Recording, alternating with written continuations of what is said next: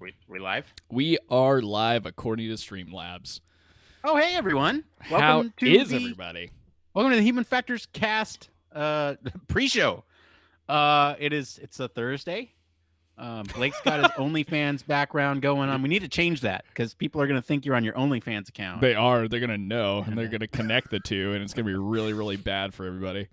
You know, apparently, people have been using OnlyFans as not just a post lewd pictures of yourself, but like a serious, like a content creator platform. Oh yeah, which is like, hilarious, but you know, it is whatever. I mean, you know, we could always, you know, bust out our depends. Yeah, and, I mean, we could always. There's got to be an audience on Patreon. Is there somebody that would appreciate this?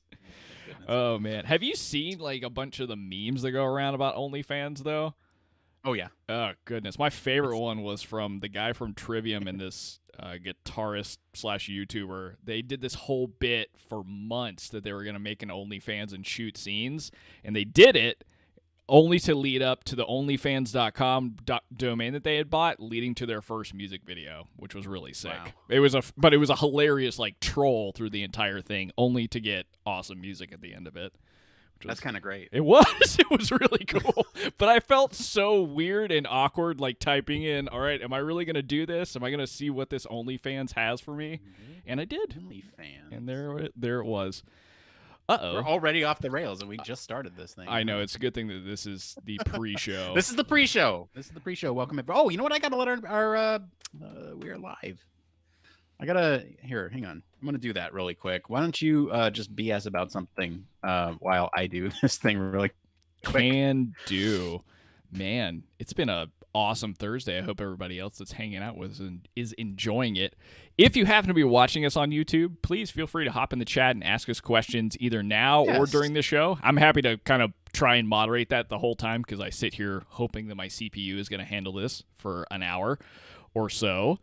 But I'm stoked for tonight's show, or this evening, tonight's show. This evening, this day, this something. This afternoon. Yeah, let's see here. It is afternoon for us. It's evening for others. I'm going to go ahead and post in general here. Let's see. I'm going to say, hey, everyone, we're live. Hey, y'all, we're here. Excellent. And what Nick is posting in, if you haven't been watching, is our Slack, I'm pretty sure. Unless I'm just Yes, I am taking a guess. Our Slack posting things. If you'd like to join us, there's a link in the show description here. You can always join us over there on Slack. We're always posting articles and fun stuff. But Blake, we gotta let's see, we gotta prep our notes and stuff here. We're talking about scientists finding a way to communicate with dreaming people, and you know, we always like to bring a little bit of pre-show banter to this stuff. I have something for you today, Blake. Pre-show banter. This is a little story, where I feel like a song starts like that. So yeah, right. Let's not keep DCMA'd. So the YMCA strike, grand. So let me talk to you about the dentist. Yesterday, I guess. Tell me about the dentist, Nick. Sunday night, I was flossing my teeth and something chipped off. Wasn't fun. Apparently, it was a filling that I had in a piece of tooth that just chipped off. Oh wow! From like years ago. Full disclosure, it's been a while since I've been to the dentist, so it was one of those things where I'm like, okay, well, I got to call the dentist in the morning and go. And so I go in on Wednesday. Apparently, it's much worse than I thought it was. I needed a crown. Oh, wow. So what is a crown? I have no idea what that is. Okay, you ready? This is going to be fun. And thankfully, this is an audio medium, so I can actually show you. So imagine, here's your... actually, hang on. I feel like there's a better way to do it. So bring up a quick clip. You could. Here's your tooth, right? Pretend like this is your tooth. Yeah. And what they do is they actually cut down the sides of your teeth and shave off the top. I love the visuals. And then they get another piece of it's a crown that looks like your actual tooth, and then they cap it. Interesting. So here, let me show you really quick. Can you see this? the different color of my tooth right there. Hang on. Unfortunately, I can't because I think the video is being compressed too much. It does look really compressed on the stream. I don't know if that's an issue. Yeah. So there's a there's a tooth. It's one of my molars. It looks very different from the other colors, and it's a temporary crown. So I got a little nub for a tooth under that, and that's wild. Yeah, they just dremeled it down, and now I have a little capper on it. Yeah, so that's fun. Yeah, dentist is a ton of fun. That's and awful, my point with dude. all that. My point with all that, I went yesterday, and they said, oh, you need a crown. Okay, well, when can I come in earliest? Tomorrow. I was like, okay, let's do it. Cool. And then I forgot. Oh yeah, we're podcasting. I hope Can the I do it with a Novocaine. crown? I hope the anesthesia runs off before we start recording, or else my mouth is going to be like this the entire time we record. Thankfully, it is. I scheduled it early enough in the morning to have that taken care of. Oh, that's hilarious, man. Yeah. So anyway, that's my pre-show banter for all of you who are joining us now. Thank you. Good old Nick's dentist stories, everybody. That's so. I am horrified of the dentist. That is not my thing. And yeah, can I just describe how weird the sensation is of like having a Dremel in your mouth, and you're sitting there, and you smell like mechanical smells from the Dremel. Yeah. And you also see chips of your teeth just flying out. Ping, ping, ping. It's the worst. It's kind of like I said, it's been a while, and it was kind of a sobering experience. It's like, okay, all right. Oh, flying out. Yeah, tons of fun. Let's get to human factor stuff, because that's what you're here. You're not here for dentistry. Dentistry 101. Getting worse. Blake, I see you have pulled the story. Just for everyone listening, we do have our patrons choose the news, and this week they chose scientists have figured out how to communicate with dreaming people, and this was chosen amongst it. There's a lot of good news over this last week. Not good news. I mean, we obviously had the 737 engine failure and some other interesting things happen that we can certainly talk about on the show. I think for the 737 engine failure, we're kind of waiting a little bit on that one just to kind of get all the facts in before we discuss it. This seemed to be more fruitful for us rather than speculation. We want to make sure we're bringing you all things that are truthful and not speculative, I guess. That's anyway. I always like it when we can actually give something like that a little time to breathe too, because then you actually get like a bit of analysis already done, so you know that you're not just pulling at strings that are in the air. Although we would kind of have a good kind of banter back and forth about it, but next week I'm sure, or weeks following, we'll continue to hear about it and get a little more information. Yeah. So yeah, they chose scientists finding a way to communicate with dreaming people. I see you've pulled the article. I am going through it right now, chopping it up, looking for the goodies.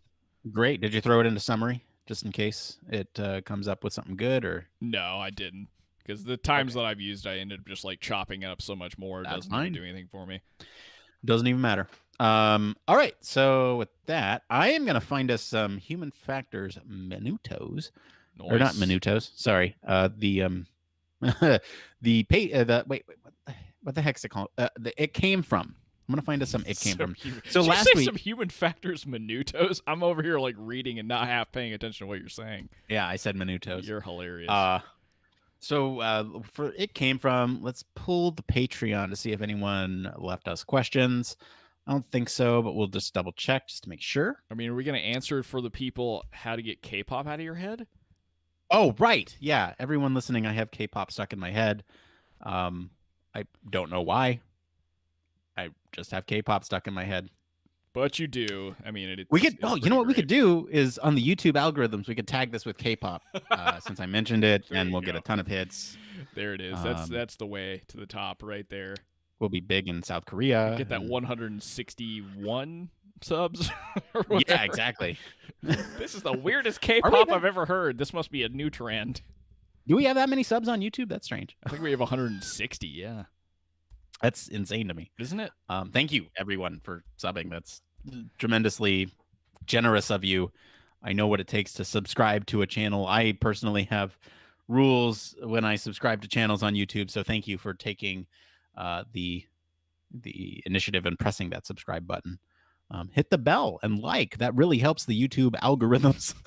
I mean, in all seriousness, all the content creators say, hit the bell to subscribe, and it does help with the YouTube content, the what's it, the algorithms behind the scenes, right? And so, like, I don't know, if you don't care about that stuff, click it. What do you have to lose? It actually helps us out. So yeah, I mean, that's there's that. At the end of the day, that's the thing. I mean, it does help the algorithm, but it helps the channel kind of grow as well, which is always nice.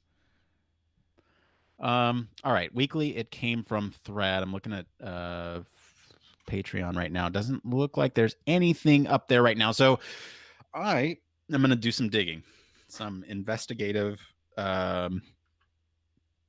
What's the investigating? It's not investigative report. Some searching, some digging through the Reddits. Yeah, it's been a while since anybody's hit like the human factors subreddit, which is always a good one.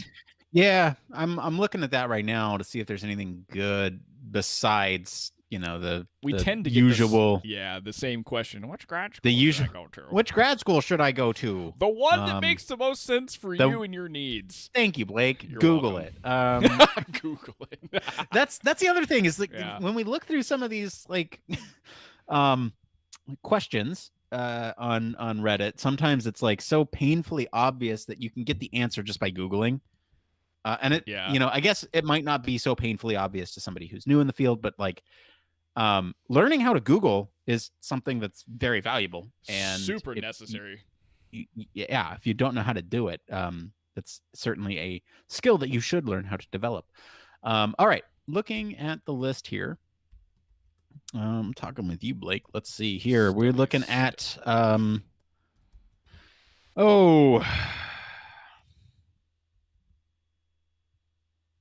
you know what? What do you think about this one, Blake? What you got? Hiring managers. For junior candidates with little to no experience, how does an app made from scratch compare to a redesign? Wait, say that one more time. So you have a say in hiring. I have a say in hiring. For junior candidates with little to no experience, how does an app made from scratch compare to a redesign? I love it. I feel you want that one? I feel like I could go on for days there. Let's do it. If you can go on for days, I'll just say I agree with you, Blake. Watch me have like a sentence to say.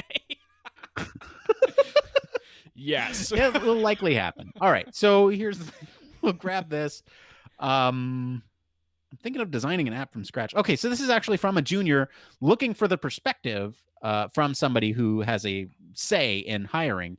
So I think this is a great one. I think this is a good one. So we'll bring this one in. We have the one from last week about having certain limitations on looking for certain roles, right? And in that case, it was being a parent. So we'll go ahead and bring in both of these. Oh, nice, because that's the one that I can just like nod and say whatever Nick said. Yeah, that's sick. Nick, you got this one, and then I'll be Blake. You got this one. Let's see here. You know what? There's this one that says a prime example of dark UX in action for something that should be done in one click, but has led to accidents that may be fatal one day. So I don't know if we want to read this one on the show, but I'll certainly, I'll talk about it for our pre-show. I like that idea, right? Let's do it. Yeah. What's up? All right. Because we're pretty much good with the show notes, right? You're working on collapsing that thing? Yeah. I mean, it's collapsed, so I think we're all right. Great. And we got the banter. We got the... Oh, we got to change that. Let's see. Just doing show notes, everyone. This is the fun stuff. Yeah, I think we're good. So we'll talk about this one. So this is a 4 clicks to decline an order. This is on DoorDash drivers. Now, I'm curious why. Okay, so this was actually removed by the mods of this subreddit user experience. Really? Oh, Okay. So the issue here is that DoorDash drivers have to do 4 taps to cancel or decline an order that comes in through the app, right? They get notified that, hey, a new order's coming in. Accept or decline. To decline, they have to hit it 4 times. And if they're driving, then this takes away some of their mental resources while they're driving, and can therefore cause an accident. That is the assessment that is given here in this dark UX pattern. So I don't know. It's kind of cool. Not cool that it can cause a fatal accident, but yeah, that's bad. Cool that somebody has noticed this. Somebody's thought about it. Yeah, that's really cool. I like that. I'm looking for one more just in case we need to pad for time. Let's see here. I'm looking for something from the human factors, but I'm not seeing anything. Oh, geez. Yeah, no, it's all user experience stuff. Let's see here. Those crazy people. Well, let's look through and see if there's anything worthwhile. Yeah, you never know. Sometimes you get a gym. Or, I don't know. I enjoy some of the UX subs or whatever. Why has that happened? We won't worry about it today. This is another kind of junior question, but I like it. How many portfolio projects do you typically review with a hiring manager during an interview? 7. 7? Really? Solved right there. Is that a serious answer, Blake? 7? You look at 7? I'll look at an entire portfolio, but I'll typically only ask somebody about a specific one. Okay. That's just me, though. I don't know what everybody else does. I think... Anyway. So then do we want to talk about this? Hang on. We could. Yeah, I'm happy to talk about it. But, like, I'm not a senior hiring manager. I just know what I coach people to do that I work with. No, but you have input into hiring people. And so... Yeah, honestly, it's very surprising how few people actually look at somebody's portfolio. And that's not the case in most industries. It's just interesting where I'm at. It's like a very cursory glance at things, and I like to. Maybe it's because I help people develop their portfolio, so I kind of look at stuff with a very critical eye. I'm gonna grab this and throw it in there. Do it. Let me test because I like it. Do it. I'm gonna test my audio real quick on my side, just to make sure everything records. So 3, 2. Hey there, my name is Blake, but you already know that. Blake. I already know that, but hey there, my name is Blake. I'm going to test my audio. Make sure my audio is good over here, and my name is Nick. But you already know that. Do I though? Ooh, this is going to be my audio is good. Sick setup today. The setup is just getting better and better each week. All right, I love it. Yeah, we are. Well, we're like 5 minutes till showtime. Really cool. With our, we usually start at 5 for anyone watching. So I don't know. Do we want to banter for a little bit? Because are we good with the show notes? I think we're good with the show notes here. I got my banter in there. You got your banter in there? Yeah, I see. I do. We got. Oh wait. Why am I making comments in here, dude? Get out of here. Why are you making comments, Blake? I don't want your comments. I don't want my comments, but they're there. All right. Let's see here. Dun. Experiences. Some reported being able to remember stuff. Cool. Yeah. I feel like. Oh, you know what? We could do this. So remember last week I showed you this thing. This your new project? This thing. Yes. I've since added the dang it, Mike. I've since added the white, and I found a good method for adding this kind of pinstriping without actually being pinstriping. You can see there it's not actually pinstriping. I have pinstriping. Pinstriping is actually coincidentally right on my desk here. But whoa. What I've done is I actually pinstripe it and then mask it off. So it has and then I remove the pinstriping. And so all that's left is kind of just a blank void in between some masking tape. And then I sand it down and then I spray paint it white. And it looks like it's just one continuous piece, which was like meant to be on there, which is kind of nice. That is pretty sick. It looks so clean. Yeah, I'm trying. The one thing I'm not happy about with this, and I know this might not be interesting for everybody on here, but the one thing I'm not happy about is that if you look at this here, those two are level. Yeah. Those two are good, but this middle one here is not. And so what I want to do is like add some greebly there that doesn't make it look like a nose. It does. That's just Right? like a Muppet character. Yeah, I want to add something there that doesn't quite look like a nose, and then maybe put another greebly down here, to kind of give it that rounded off look. Maybe I'm thinking something like square up here and something round down here, and that will kind of give me, that look I'm going for, and that will That'd be pretty be sick. nice, I think. Yeah, you could throw your little. What'd you have last week? Was it like a piece of a Brita filter? I do have that. I also have. Oh, hang on. Let me take off some of this PII here. I have this, and I'm thinking about using this. So this is like a little. This is from one of those masks that people were buying at the beginning of the pandemic that we didn't realize was bad because it had the vent out vent. And so I just took that off the mask because I'm not going to use it. I painted it silver, and I think I'm going to put that at the bottom here. So it's still being painted, so that's why it's on this. It's very cool. But I think I'm going to put that like down. Yeah. Nice, man. Anyway. Nice. How many minutes? We got 2 minutes to kill. Are you gonna hook that thing up to like you did your? I can't remember. What it was, the Arduino or whatever. The Arduino. Write some code. Certainly, I will. And I actually have some of the wiring going on back here, and this is much neater than my other projects. So what I've actually done is created these kind of modules for each of these buttons. And here I'll actually do this. So these actually snap out and snap in. Wow. The actual button part is right there. You can hear the click. And so because it's got like a piston on the top. I see. Nice. Yeah.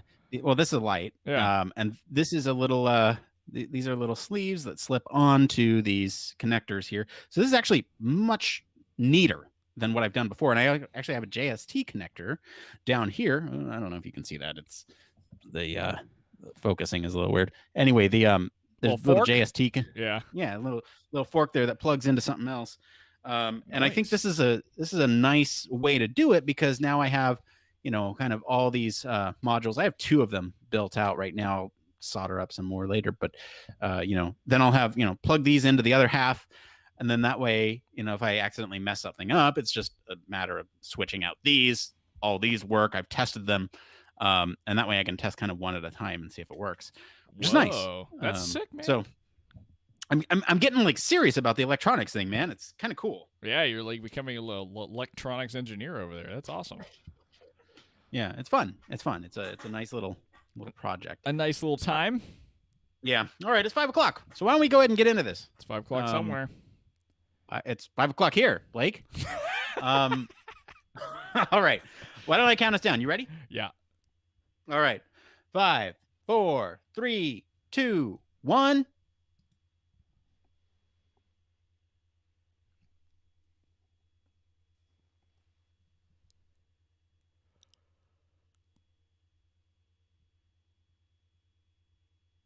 Hey, it's episode 195. Today is February 25th, 2021. This is Human Factors Cast. I'm your host, Nick Roome, and I'm joined over there by Mr. Blake Arnsdorff. Does it not blow your mind, Nick, that we're already basically 2 months gone in 2021? When you said February 25th, I couldn't even believe that was the date. That's nuts, man. How are you?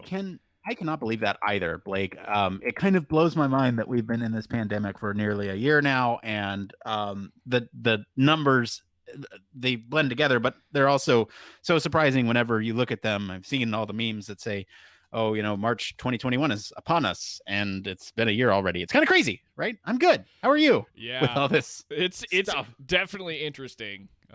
It's hard to believe that it's been a year, but overall, I'm feeling pretty good. I'm glad to be on YouTube again doing this. This is fun. This is a nice little break throughout the week every time. Yes, I'll get to that in just a second. We have an excellent news story this week. We're going to be taking some questions from the community. This week, we're going to be talking about scientists finding a way to communicate with dreaming people. And like Blake mentioned, we are on YouTube again. We are doing a pre-show and a post-show on YouTube. So if you want a little bit more Human Factors Cast in your life, that is the place to go. You can also join us on Patreon for a little bit extra as well. But the YouTube stuff we're trying out. We're branching out and doing a little bit more. This week on the pre-show, we talked a little bit about some electronics projects, K-pop, and OnlyFans. So if you want to join that kind of discussion, that's what we're talking about. That's an opening for the podcast. Hey, man, we were talking about K-pop, OnlyFans, and, electronics, just the typical stuff. You and your purple light, man. I mean, That's come on. so funny. What purple light? There's no purple light. You can check on YouTube. There's no purple OnlyFans. Oh, there was. All right. All right. So, Blake, what's going on in your world, though? Because we talked before the show, but I want to know what kind of fun things you got going on. Oh, the fun stuff. Man, I don't know. I'm still, falling deeply in the rabbit hole of the drum world of just, I think too many things that I'm doing are all consumed by drums. Because I've got practice pads throughout the house now. I have my kit that's actually in what used to be the closet, so I can play that throughout the evening and day when it's all right with the neighbors. But I wanted to actually tie that into something that I found that I thought might be a useful resource for other people. And I'll go ahead and preface it now. It has nothing to do specifically with human factors, but it's a podcast called Drum with Mike and Eddie. And this specific one is all about networking. And it just had a bunch of interesting tidbits inside of it that I thought, although we don't particularly work in the music industry and this is much more science technology focused, they posed a lot of interesting ideas that I think in a virtual world can be really helpful. So I encourage people to go check that out. But the biggest thing and biggest takeaway that I heard is basically creating space to offer yourself, either offer your services up to other people or just creating space to have conversations with different people. So one of those things that I've been kind of figuring out how to work into my schedule is doing things like open office hours on Twitch or something like that, so that I can actually create a space where, either all of my students can hop in and talk to me about and ask questions about UX stuff that we do, or things that we're working through in our course or whatever it might be. But it's something that I think would be useful in such a virtual setting to either set up small Zoom calls with people that you're interested in talking to, or whatever kind of works for you. But it's definitely something that I also want to try and bring to Human Factors Cast, because I just behind the scenes as well. Nick and I have talked about how do we kind of create a little bit more for our community beyond just Slack and Patreon. So hopefully we'll see some different things like that coming in the future. But it's a cool podcast to check out just for some of the the business side of what you can bring to your own life. But that's kind of my life in a nutshell right now. Just working, doing drum stuff, playing guitar a little bit. But what's going on with you, Nick? Man, that was a fantastic tease. Thank you for teasing us about what's to come with some of the Human Factors Cast stuff. Yeah. Really excited about what we got in the hopper. But anyway, I'm good, man. I had an experience that I just thought was something that was very thoughtful. And so I was on LinkedIn the other day, and I clicked on someone who I was looking up, and what was interesting about that is that there was when I clicked on that person's profile on LinkedIn, the messaging little bubble in the bottom right corner popped up, and it sorted automatically the people that I knew in common with this person.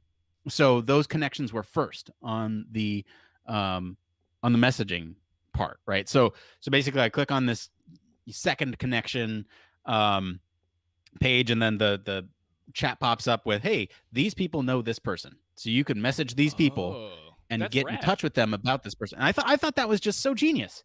And it's one of those very, very little touches, but extremely effective, right? Because then I could reach out to any one of these people that are connected to this person, and I could say, hey, do you know this person? How do you know this person? Blah, blah, blah. It would have been, it was great.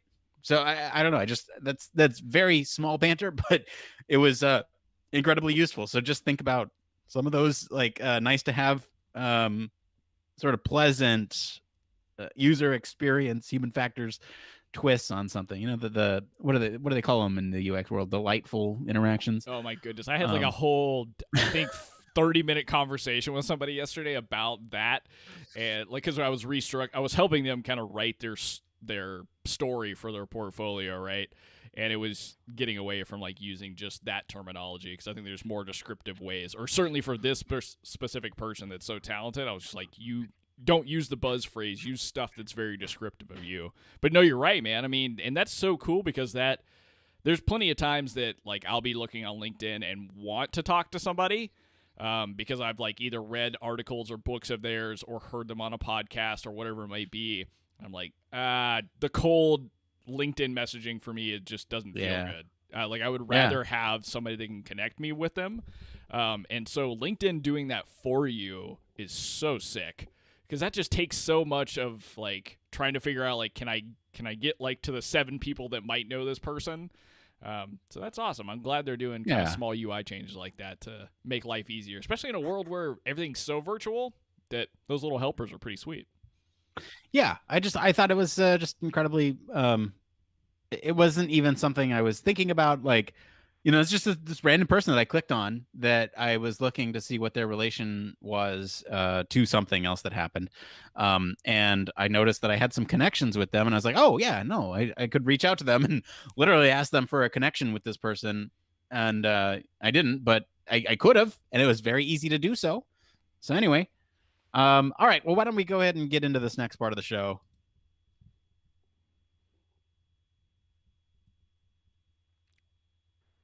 Yes, this is the part of the show all about human factors news. This is where we talk about everything related to the field of human factors. This could be anything. We got a little medical in there. As long as it relates to the field of human factors, it is fair game for us to sit here and talk about on a weekly basis. Blake, what do we got up this week? Oh, this is so cool because we're talking a little bit about lucid dreaming and communicating with people while they're dreaming. So the veil between the dream world and reality may be a little bit thinner than we thought. So in a new study released last Thursday, scientists in our 4 countries say they've shown it's possible to communicate with people while they're lucid dreaming, at least some of the time. The dreamers were able to actually reportedly respond back to yes or no questions while dreaming and even answer simple math problems through facial and eye movements. And afterwards, some participants were even able to recall hearing the questions being asked during their dream. So it's commonly thought that when we sleep, it's a crucial time for us to be able to store and remember things, so store our memories that we created throughout the day. And many people are familiar with the one-way communication with a sleeping person as sleepwalking or sleep talking are common phenomenon. But researchers have reasoned that it should be possible to have two-way communication and be able to recall these kinds of conversations. They also theorize that this communication could be induced and replicated under the right conditions in the lab, which would be great for future sleep research. Man, that's so crazy that you would be able to not just like hear or not just be talking to somebody while you're asleep, but actually maybe even be able to converse or, pull things out of their subconscious, if you will, and have conversations. Just kind of mind-blowing. Yeah, so they're doing this from a couple different ways, right? So they're giving a couple different stimuli in. They're speaking words to them, beeping tones, flashing lights, giving them tactile stimuli, and out. The communication from the participant results in eye movements or facial contractions, right? And this is very interesting from this perspective because, it's that two-way communication. And while the questions that they're asking are pretty simple, you can kind of really like this thing really makes me wonder if you can start to communicate more with like locked in syndrome patients or something like that, where you're in a coma and mobility is limited. So I don't know. I think this is cool, man. This is a really, really cool article. Yeah, it's really interesting. I wonder if that because they focus obviously on lucid dreaming, right? So for somebody like me who I don't even know, especially based off of the data that I collect on myself when I'm sleeping and like in comparison with exercise data and things like that, I actually don't really hit REM or like deep sleep very often. So I wonder if that would be one impacting my ability to create and store memories, because that's this lucid dreaming state is really pivotal for that. But even being able to, in some of these studies, be one of those participants that can, recall fewer questions or answer fewer math problems correctly or whatever it may be. Because if you can't get to those deeper areas of sleep, I wonder how that kind of affects just overall being in general, and then your way to be able to communicate back and forth in this kind of two-way sense, if you will. Yeah, you do bring up a great point. So they actually had to train all these subjects on how to begin a lucid dream. And they did this by playing a certain sound while they were sleeping. So the only way I've kind of heard about lucid dreaming, and I know there are plenty of methods, but the one that's worked for me, and I've only done it a handful of times, because it takes a lot of effort to lucid dream when you are when you're trying to do that, right? So the method that's worked for me is you kind of focus on a pinpoint of light in your mind's eye, whatever, and you slowly walk towards it and do kind of this self meditation that relaxes your whole body and effectively puts your body to sleep. And as you do that, you inch closer and closer to this light, and as you come out of the light, you imagine a landscape. For me, it's a beach. So you're coming out of a cave, you're on the beach, and you focus on the sensory things that are in that area, right? So like the sand between your toes, the smell of the ocean, the breeze on your skin, so you focus on the tactile things, and that kind of brings you into it.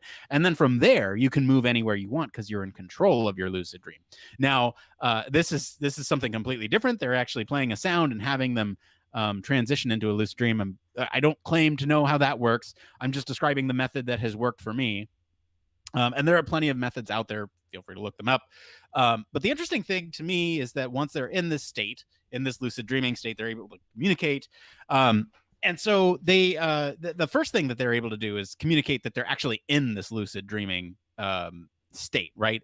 And they're able to do this, according to the article, 26% of the time, which doesn't sound, that what's the word? Significant? Is that the I hate Yeah, I using mean, the significance if word. if it feels like a low percentage out of like the 57 sessions they had, right? But that still seems high to me for some reason. Because what you just described, I've never heard of like how methods that you can actually take to get to lucid dreaming. Shows you how little I understand about it.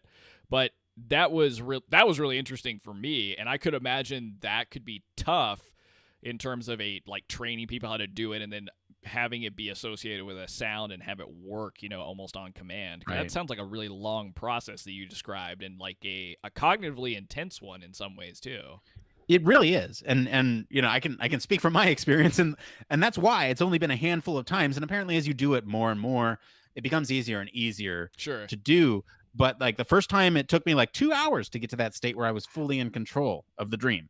And from what I've been told, I don't know for sure, right? Because time is you're not quite sure what goes on around you in that state. It's really weird. I'm estimating 2 hours. It felt like a very long time that I was sitting there. Literally, I mean, the process is literally relax every single part of your body. Basically, put your body to sleep one part at a time. Start at your toes, work your way up your body to your head, and don't shut off your head. And that's basically kind of the philosophy behind it. Wow. And you're basically self hypnotizing to like I said, put your body to sleep.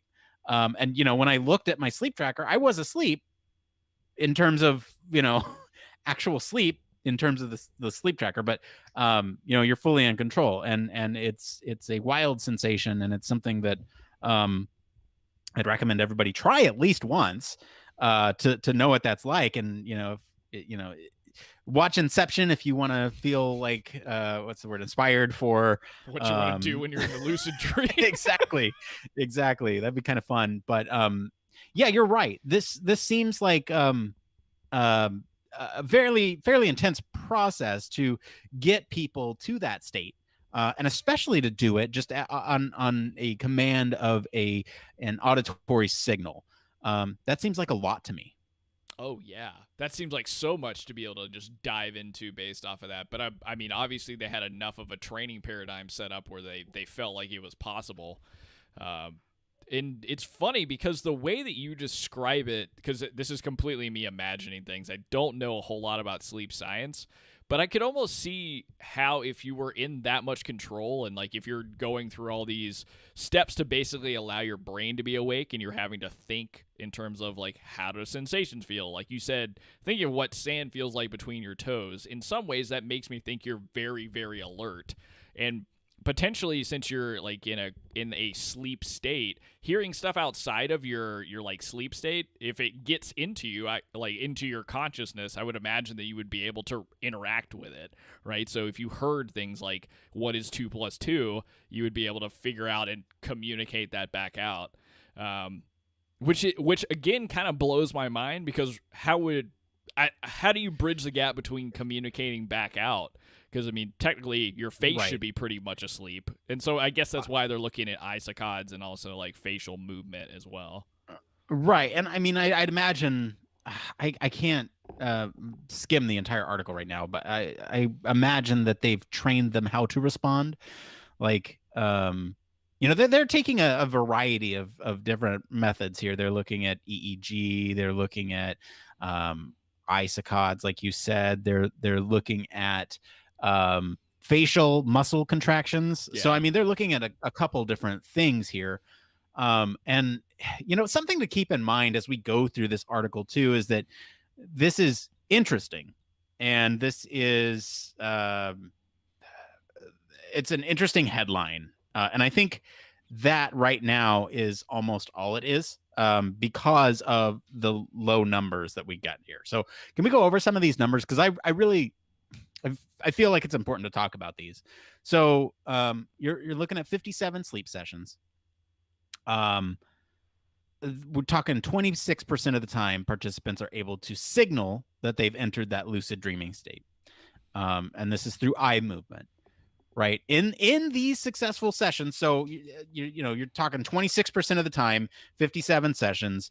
What is that? 57 by 0.26. I got my calculator up here. Anyway, the idea here is that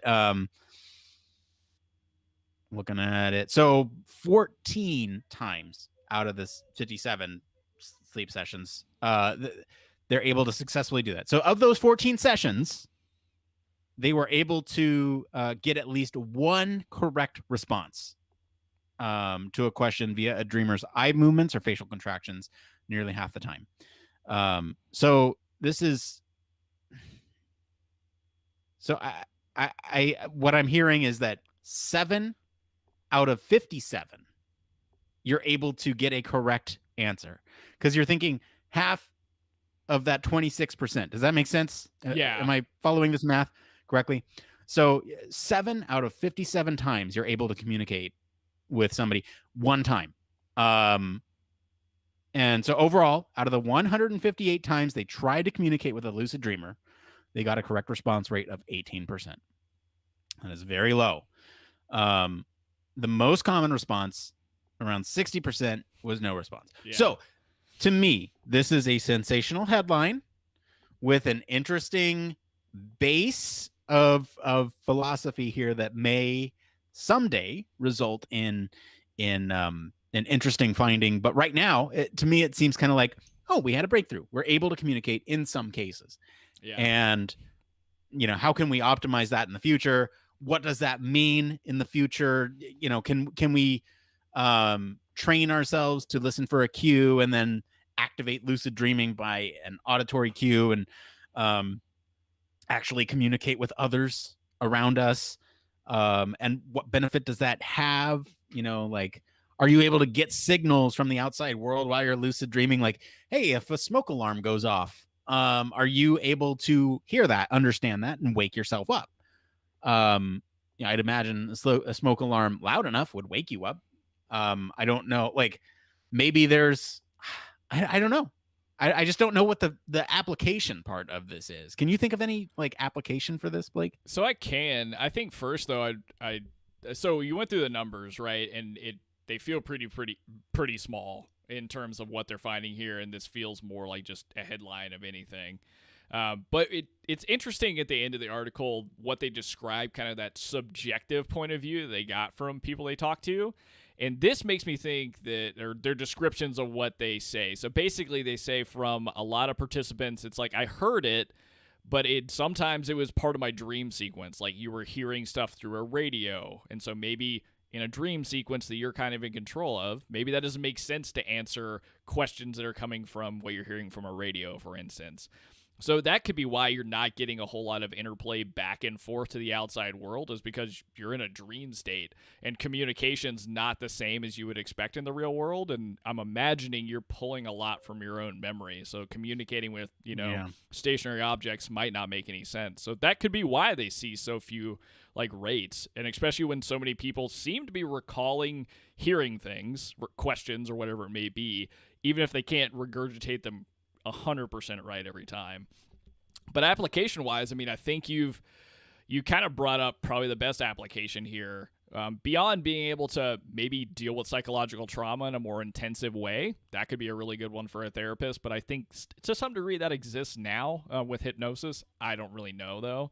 But I think the concept of like an alarm going off or a smoke alarm going off, where you could almost train people to in their sleep be able to bring in stimuli that are really, really important or could be dangerous to them or that they need to hear and cause them to come out of really deep sleep immediately.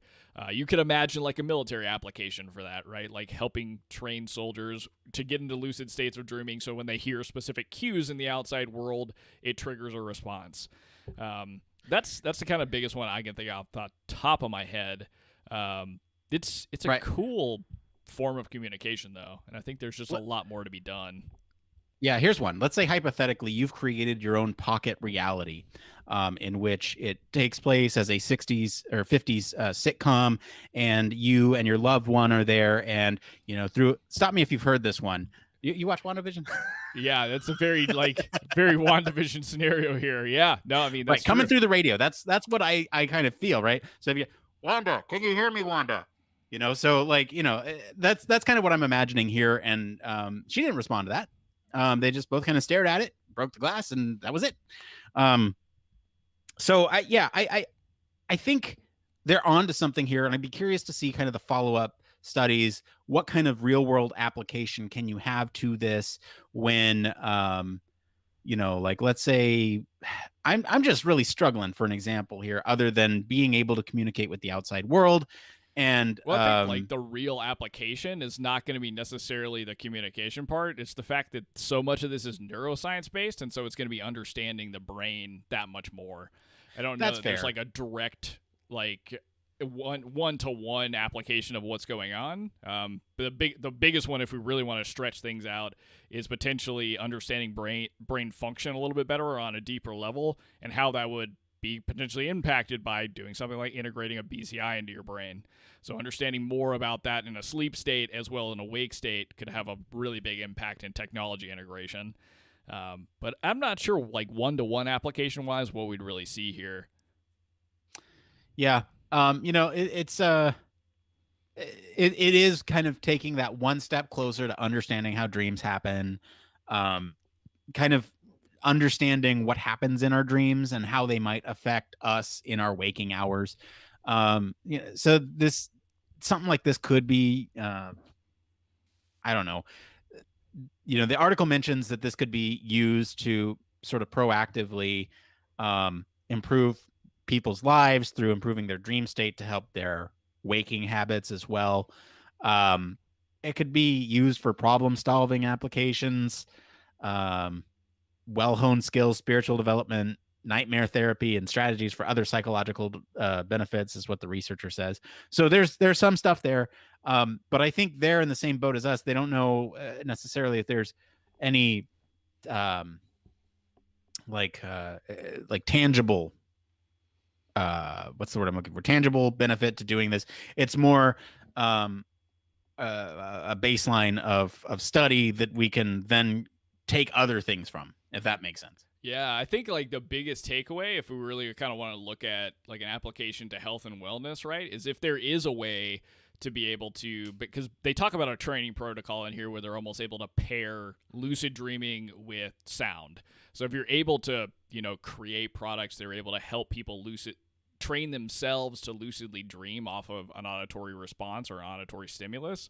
that could be amazing because it could be life changing for the sleep that they can get and the type of sleep they can get, and also for like the waking habits too. So you're I don't really know how it would work, but being able to basically set up an auditory system that helps you lucid dream and then immediately come out of it super refreshed. So that could be something that is definitely integratable into a product sense. But that's basically a mirror of kind of the talking points you heard at the end of the article too. Yeah. Anything else for this article, Blake? I think this is interesting. I don't. Yeah, it's a cool one, but I want to see more. Let me put it that way. I want to see more. Anything else for this one, Blake? Yeah, the only thing I've got is I would love to know, because our Patreons do pick the news. So from the Patreons that selected this one, if there were points that you were super interested in, let us know in Slack, and we can always kind of like banter back and forth that way. Because I would love to know where your head was at from the HF perspective or the design perspective on this story. Yeah, for sure. And speaking of our patrons, thank you so much to our patrons this week for selecting the topic. And thank you to our friends over at Gizmodo for our news stories this week. If you want to follow along, we do post the links to all the original articles in our Slack as we find them. So join us over there for more discussion. We're going to take a quick break. We'll be back to see what's going on in the human factors community.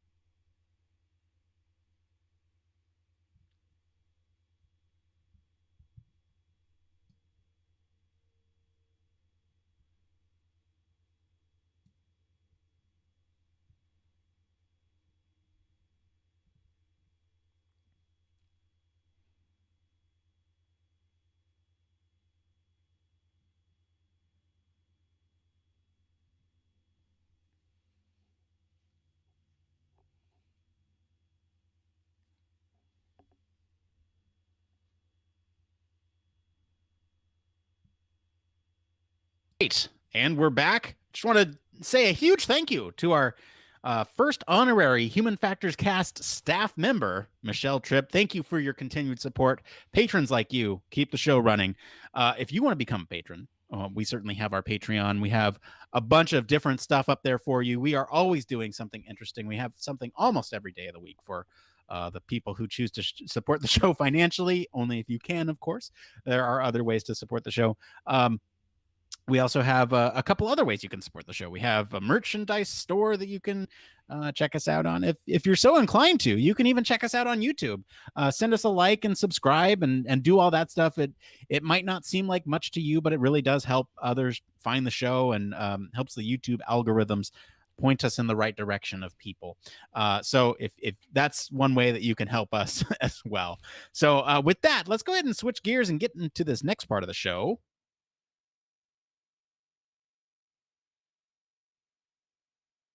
Yes, it came from Reddit. This is the part of the show where we search all over the internet to bring you topics the community is talking about. This week, we picked Reddit. If you want to get to the front of this line, that's another kind of perk of our Patreons, Patreon perk, if you will. They get to the front of the line each week. We got nothing this week, but we do post them every week. So if you have something and you're a Patreon, you can get us there.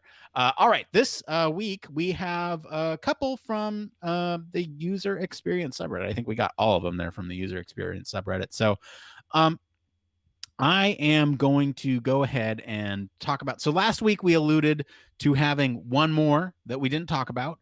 We're going to talk about that one this week. And Blake, I know this one really hits home for you. So I'm going to read this one. So does being a parent limit you from looking into certain roles? One of the big reasons, among many, why I've stayed for 5 years in my unfulfilling in-house position is because of the stability and benefits. I've had the fortune of being able to make it through the birth of 2 children and several major surgeries between my wife and I without taking on medical debt. It's not uncommon for user experience or human factors folks to change places every year or 2 years. When I talk to recruiters, they tend to automatically push contract or contract to hire and short-term roles until I explicitly state my preference for permanent full-time positions. This is something I often think about as a parent or person where multiple people are affected by the decisions I take with my career. So I wonder how many other parents go about this. Am I wrong for thinking it's a young or single or childless person's game to jump at contract and contract to hire roles? What about super competitive environments? I've also stayed away from agency roles because I have it in my mind that being a parent can be a disadvantage for me because I'm a really involved father. Edit, I want to add that I'm not suggesting that these questions are concerns only parents have to consider. I can only speak from my own experience. Before I became a parent, I was bold. I took a ton of different roles, sometimes overlapping, sometimes under questionable circumstances, and getting ripped off in one case. So, Blake, I want to ask you, and again, like you're not a parent here, so No. that's okay. But I want to ask you, are there specific things in your life that tend to make you value stability and long-term uh, sort of commitment with your role, or do you kind of seek that jumping thing to thing?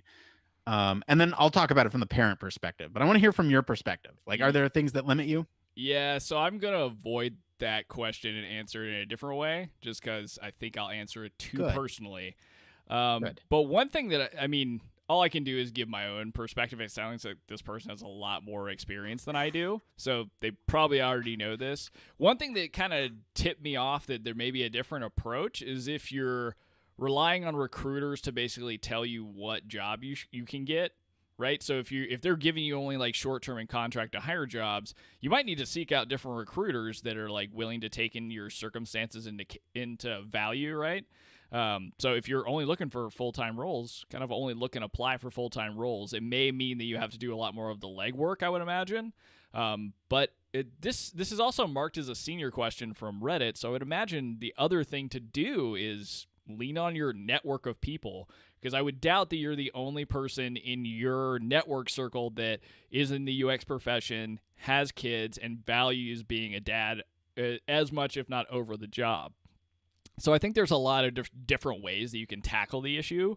Another one is hiring people. So you can hire people to help you write a better resume and also help you find roles to look for. I know that there's a couple of my friends who have done that recently and had a lot of success with it, even in the last year with COVID going on. So I think there's a lot of different avenues that you could take on. And I think you just have to kind of be in your head made up what you really want out of a job and what you're looking for, and know, like, look at your own job, that even if it's unfulfilling and it's an in-house position, like, are you going to be able to get that same flexibility somewhere else that allows you to still, stay that very active father role? And sometimes the answer is no.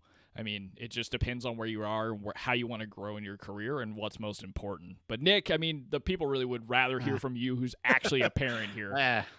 I don't know if that's true. I don't know if people would rather hear from me, but my thoughts here are complex, as with any thing. I look, like, I won't. It's gonna sound risky, but look, like, I will take a contract to contract position if it means that I can further my career, and I am certain that my family will be okay. That's a bottom line. I will take jobs that are less fulfilling to me in some cases. Um, that's fine too. Obviously fulfilling is better, but the contract to contract thing is weird because it was something I was very concerned about until I got into it. And actually being on a contract currently and having to worry about work at the same time every year is it's one thing, but then also there's many opportunities that come about by doing that contract to contract work. Like you mentioned, networking. I have met many people in the contract to contract work that I'm doing now that I can reach out to and say, hey, you got anything? That answer is likely yes. And because I've made a good impression, it's likely that um, things will work out. And I'm young. I can take those risks. We're Thankfully, we're not too much in debt right now, and so if there's anything does happen, I have that financial security that not everyone has, and I understand that. But that is something that we've built up over the last year and a half or so, 2 years, that as I kind of took on these contracting roles, we'd know we'd be in a position where it's a possibility that I might be without work for some time. We also have a podcast that we talk about this stuff on a weekly basis. We are staying up to date with a lot of the news out there. We've made a lot of contacts through Slack and through Patreon. And let me just put it this way, I have enough connections to where I wouldn't feel uncomfortable if, when my contract runs out. Let me put it that way. It is always it's always a gamble, right? You might not get it, and that's tough. And it's especially tough in a COVID world. But we're rounding the corner on that, hopefully, and but overall, I think we'll be okay. And assess at your own risk. But yes, I completely agree. Having the family in the equation is an additional piece of the puzzle that I wouldn't have had 5 years ago. If it was just me and my partner, it would be more ambitious, probably. But right now, yes, they are a central factor. I want to make sure they have health insurance. I want to make sure we're all covered. I want to make sure that we're financially stable, all that stuff. So yes, it's a huge, huge, huge consideration. In terms of limiting from certain roles, no. I will say it's a large consideration, but does not limit me from roles. So there's my very long-winded explanation for the way I see it.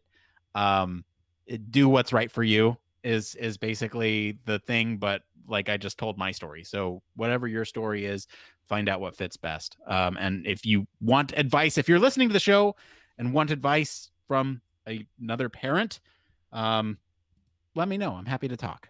That's always that's the thing. All right, we got 2 more. So I'm going to talk to you about this one, Blake, because this one, I feel like you said you could talk for hours about this one. So this one's going to be more of the Blake show. Okay. The last one was the Nick show. This one's the Blake show. This one's a question for hiring managers or people that have a role in the hiring process. For junior candidates with little to no experience, how does an app made from scratch compare to a redesign? They go on to say, I'm thinking of designing an app from scratch. It will be built more ambitious than my redesign projects, but I think it will also be more rewarding. If you see this on a portfolio, what's your impression? Are there any common pitfalls junior designers fall into when including this? Blake, take it away. Yeah, so I just want to preface this because I don't want to sound like I am some guru, but this is part of one of my jobs is that I focus on helping junior people that are transitioning into user experience design or research develop their own portfolio. So this is kind of my brand of help, right? So there's a couple of things here that I would just point out immediately. And it's the second sentence. So it would be a little bit more ambitious than my redesign projects, but I think it would also be more rewarding.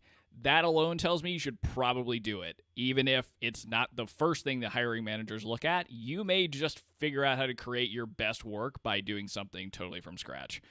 In terms of which one's best for a junior candidate, it's going to depend on the type of job you're applying for. So if you're focused on application design and you want to work for a company that's building a new app, probably better that you can show that you have experience starting with nothing and ending up with a viable product. If you want to work for a company that already has an existing service, either one would work. It may be beneficial to actually have both because you could show that you've done a redesign or you've added in a feature to an existing application, which are both valuable to a company that's trying to sustain a product they already have, but also showing your creative flexibility and problem solving by creating something from scratch. But like if I didn't read the subtext here and just said just the first part of hiring managers for your junior candidates with no experience or little experience, how does an app made from scratch compare to a redesign?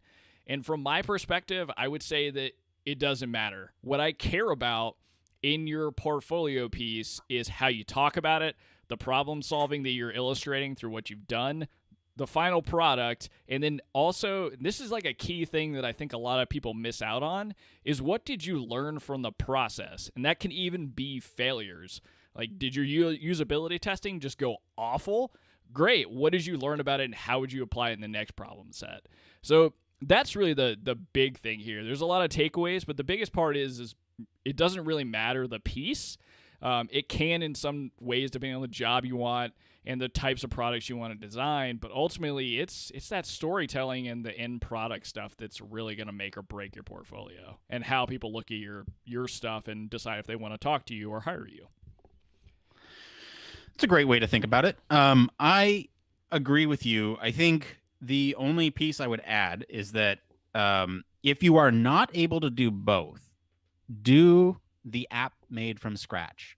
And that's because it will include the whole process. And that opens up, if it's a good hiring manager, if they're a good interviewer, that opens them up to the question of, oh, well, how would you approach this project if this thing was already created? Or how would you approach our product since it's already created?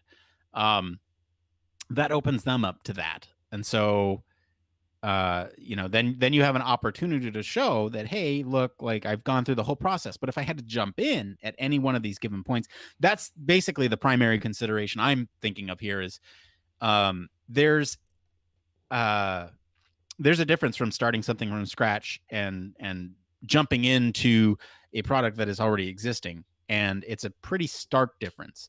A lot of the times, if you're starting something from scratch, you can have a lot of input into the system requirements, into the vision and all that, with respect to the product.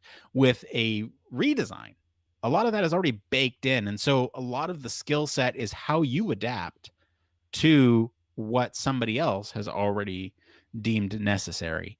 And both are very, very valuable skills to have. And so if you can do one of both, great. If you can't do both, I would recommend doing the one where you have complete control. Because what's the saying? Like, having constraints makes you more creative. And so if you, if you get into a project where you have those constraints of somebody else's vision, somebody else's requirements for a product, then you're forced to be creative in terms of how you redesign that product. That's kind of my 2 cents on that. Absolutely, yeah. And I would love to know like what they were going to create from scratch. Another like tidbit for that, and this last part I'll say about it, is if you can work with somebody else on a project for your portfolio, that can be really, really helpful, especially if it ends up being something that maybe gets made, or a software developer friend who's developing his or her own portfolio. Lots of golden opportunity there, especially if you're doing an app design. Yeah, agree. All right, I'm going to read this next one. This will be the last one for the day. How many portfolio projects do you typically review with a hiring manager during an interview? The scenario I'm asking about is a first or second interview where you're speaking with a hiring manager or a senior designer or senior human factors person or a project manager or something like that. And they ask you to review your portfolio or a project. The whole interview is 30 minutes to an hour maximum. The reason I'm asking is because I've come across advice suggesting a customized portfolio is the best approach to job hunting. However, practically speaking, I've really only had time to review one project during an interview. And if that's the case, a customized portfolio doesn't really matter because you're only going to be reviewing one project. Perhaps the customized portfolio advice is referring to something that is sent with your resume.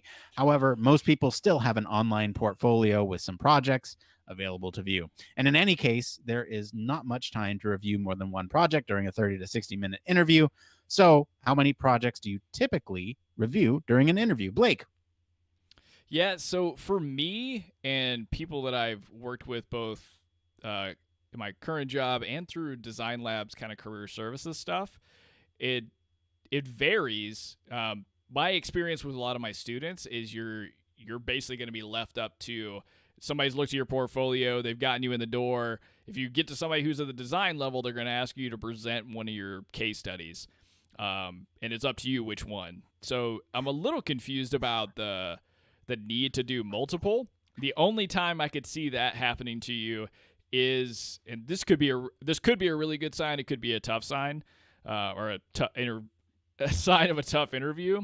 But if somebody's done a lot of their homework on you, and they've looked through your case studies and they've got some questions about holes that they see, or like they really want to understand your role across, like maybe they're interested in, you've done responsive design, you've done app designs, and they want to understand like your role in each process. But I would say the typical thing, especially in a 30-minute to 60-minute interview, you're going to review one product. And every time I've ever done it, I've left it up to other people. Sometimes I do ask about a specific project, but it's not like, give me all the details. Like at a high level, tell me the process, tell me the pitfalls type of stuff. But that's from my perspective. Nick, do you have any kind of thoughts about how many different pieces you might have to review? I do. I think this is a great question. I think this is something that I think about a lot. And letting it can be a very dangerous thing to let the interviewer select which thing you want to talk about, especially if that thing that you've done, that you've listed on your portfolio, was years in the past. I would say go with the thing that you're most comfortable with, the thing that you can talk about for days. It is your passion project, even if it's from a past job, and not your most recent job that you were in or whatever, the most recent thing you worked on. The thing that you can talk about for days, that you are just completely knowledgeable on. So I think if you go with that approach, you do two things. You approach this from the breadth and depth perspective. You say, look, I've worked on a variety of projects from X, Y, and Z. And in this project, I worked on this, and my role was this. In this project, I worked on this, and my role was that. And the thing I'm going to talk to you today is about this interesting combination of those two roles where I did X, Y, and Z.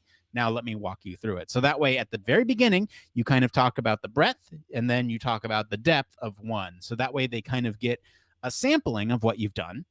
And then you jump into one, right? You show them a couple pictures of the other things, jump deep into the other one, focus on your process, focus on your mindset, focus on your methods, that type of thing. That's kind of my recommendation for that. Yeah, the last bit that I'll throw in here at the end is you make a really good point, Nick. Like, definitely pick the thing to talk about that you're the most passionate about and you can talk a lot about and you've got a lot of insight to. But also, I would make sure that my entire portfolio is only pieces that I can feel that do that for each one, in the event that somebody does at random say, like, I'm really interested in this particular thing. Can you tell me more about it? You want to be able to on the spot answer that kind of question and feel like you've got a lot of energy behind it, especially in an interview situation. Yeah, that's a great point too. All right. Well, I think that's going to be it for today, everyone. Let us know what you guys think of the news story this week. If you want, you can join the discussion on our Slack or follow us all over our social channels at H Factors Podcast. If you want to send us an email, you can do that. show@humanfactorscast.com. If you like what you hear, you want to support the show, there's a couple ways you can do that. One, you can leave us a review on your podcast medium of choice. Two, let your friends know about us. Three, like and subscribe on YouTube. That helps the algorithms. And four, if you really want to, if you have the means to, you can support us on Patreon, and I promise we give back to you. And of course, you can always reach us at our home on the web, humanfactorscast.com. I want to thank Mr. Blake Arnsdorff for being on the show today. Where can our listeners go and find you if they want to talk about K-pop? If you're looking about Oh my goodness. If you're looking to talk to me about K-pop, you can always find me in the Human Factors Cast at Slack, at Blake, at Slack, great, or at Don't Panic UX across the rest of social media. As for me, I've been your host, Nick Roome. You can find me across social media at Nick_Roome. Thanks again for tuning in to Human Factors Cast. Until next time, it depends.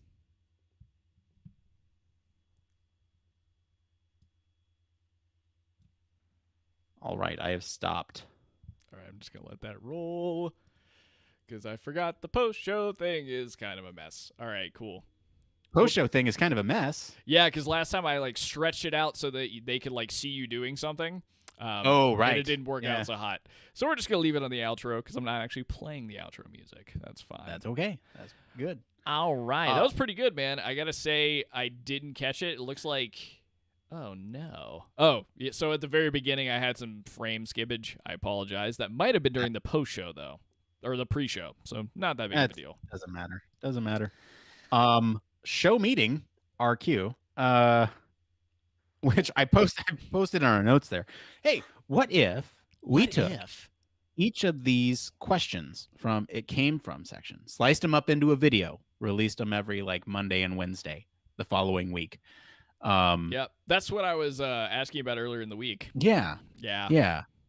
that's what I'm thinking. I have not tried to rip it down and just throw it up, Because I but I mean, would imagine it would be really, easy. really, if you wanted to get fancy about it, you can take a picture of the actual thing, Oh yeah, that's throw what it up. that's what I wanted to do is do a little bit of Yeah, video editing for it just for funsies. yeah. Make it a workflow process that's very easy to replicate. Um, Throw a nice and little what do you call it, thumbnail on there and call it good to go.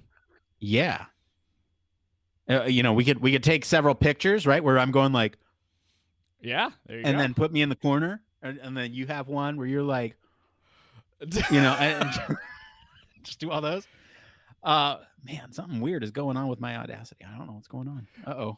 I hope it's saved. Oh no, Um, we're podcastless. yeah, I really hope it's. It's all good, kids, because we have a 1 hour and 15-minute stream for you to enjoy. Yes, yes, we do. Ba-da-da-da. All right. Hey, post show. Let's see here. So I will go ahead and you want to? Should I share my screen or like have you figured that out? Do you want to figure that out live as we're going through this post show? Sure, funness? we can. Yeah. Let me. Okay. Yeah. Let me see here. All right. Yeah, you see here. Actually, I think what I can do is just leave it as is and take myself out of it. Just Okay. Yeah, you do boom. that. And boom. All right. All right. We're just gonna alt. Wait. You go ahead and share your screen whenever Okay. you find. Yeah. Whenever you're Whenever ready. I find that button. Yep. And And then we'll see what that looks like, and go from there. This is Nick Rome's post show, everybody. Hey, no, it's our post show, man. Oh We're in no, this together. this is all you on the screen. No me. You there's- can see this okay? Actually, yeah, that looks actually not too bad. It's a little All right, weird because great. it's landscapey, but it's kind of fun. All right. Would it be helpful if I like adjusted my aspect Nah, you're ratio, good. or is it like? All right. So this was episode 195. Our title here was "Scientists Find a Way to Communicate with Dreaming People." We're going to go ahead and take this title. We're going to plop that title right in there. Okay, so that's rather large. So what we'll do is we'll go ahead and drop the font size just a little bit. This is my workflow. Oh man, that is way too small. Look at that. Oh no. Here, what we're gonna do: communicate with dreaming people. Yeah. We're gonna see if that will work if we bump up the size to like 22. Communicate with dreaming people. How wild was that story? That's an interesting story. The most interesting part was you telling us how to lucid dream. That was so cool. I'm still like just enamored by that. Yeah, I mean, dude, I would totally look up that method. How to lucid dream. I had in my this is undergrad psychology 101. I think it was a long time ago. It was I had a professor who was a hypnotist as well. Oh wow. And that's pretty crazy. yeah, Cool. And she would basically use hypnotism to help humans get over addiction and stuff like that. So it was really interesting. And one thing that she brought up was this method to lucid dream. And she mentioned it. I wish I could find the source, but if you just like look up methods to lucid dream, the one I've described is fairly straightforward. I mean, if you look up self-hypnotism, there's ways that you can relax every part of your body. The main part is that you focus on that dot of light in your mind's eye or whatever as your closed eyes, as you're relaxing everything. It's just a piece of light, and every time it gets bigger, you just focus it down. You're not ready to proceed yet. And then as soon as you're ready, then you start walking towards it. You try to feel your feet moving without actually moving your feet. That blows and then my mind so much. It's weird, dude. It's weird. I told you, like, I've done this just a handful of times, and every time it's just so wild because you like step on that beach and you're like, okay, there's sand between my toes. There's like a breeze going on here. I can smell the ocean. Look at those palm trees, man. They are shaking in that wind. And then like, you go, Wow. all right, well, where do I want to go? And, I will say the control aspect of a lucid dream is elusive. Um, because every time I've done it, I've been able to navigate that beach, but I haven't been able to fabricate like an entire new surrounding, I right? So I've feel been like able to that would just navigate the take beach. a lot of time and just because you're almost like it's a skill at that point. Right. It's like the only other, I guess, environment that I've been able to replicate to some degree of accuracy is my own home. And Wow. it's like, like I was like, okay, well, what if I lived right over there and then I picture my house and then I walk in the front door and I can visualize the home somewhere I'm very familiar with. Yeah. Again, like playing Um, it with the fact that it's all in your memory. right, That's pretty right. So sick, what? though. Yeah, Huh. really quick. What am I doing here? Lucid dreaming. I am making this. I'm making this thumbnail for our uh thing. Um, All right. So yeah. you have the This audio in is your inbox. So you got that okay. taken care Great. of. I've Thank you, done sir. my job. All Blake, when you right. think about lucid dreaming, what do you think of? Like, what comes to mind? I think of a lot of geometry and wacky shapes. Maybe that's too much Inception. But that's kind of what comes to me. Is like just lots of different types of geometrical shapes coming at you in a bunch of different forms, like things Okay, that are yeah, I'm almost not finding any good. unnatural. Not finding any good images for that. What if I just did? I like this. I like this is what I think of when I think of lucid dreaming. And it's let's see here. Open image, a new tab. We'll keep the raw file. Wow, that is a bad image. Search Google for this image. Oh man. Like, here's what I think of. Maybe you know what? Hold on, hold on. What if? What if? What if we did?